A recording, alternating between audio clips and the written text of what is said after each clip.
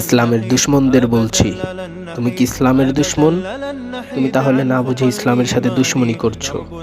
তুমি যদি ফিরে না আসো, তুমি যদি ইসলামের সাথে দুশমনি চালিয়েই যাও, তাহলে একটা কথা বলি শোনো, কান পেতে শোনো। মুসলমানদের চিরতরে খতম করার স্বপ্ন দেখবে না। এ স্বপ্ন শুধু এক খেয়ালি স্বপ্ন। ইসলামের ইতিহাস পড়ে দেখেছো? সত্যিকারের ইতিহাস? তোমার পূর্বপুরুষেরা কি কম চেষ্টা করেছে ইসলামকে পৃথিবীর মানচিত্র থেকে মুছে ফেলতে? তারা পারেনি। বদরে পারেনি, উহুদে পারেনি, খন্দকেও পারেনি, মুতাই পারেনি, মক্কাই পারেনি, হুনায়নেও পারেনি, তাবুকেও পারেনি, ইয়ারমুকেও পারেনি, কাদেসিয়াতেও পারেনি, কোনো ময়দানেই পারেনি।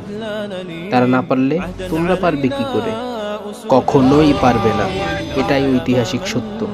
এখন তোমরা যে তাগুত চালিয়ে যাচ্ছ, যেভাবে মুসলিম মানচিত্রে রক্ত ছড়িয়ে যাচ্ছ, তা থেকে জলদি হাত গোটাও, নইলে আবার সৃষ্টি হবে নতুন বদর, নতুন উহুদ, নতুন খন্দক, নতুন ইয়ারমুক, নতুন কাদেসিয়া, নতুন হাত্তিন।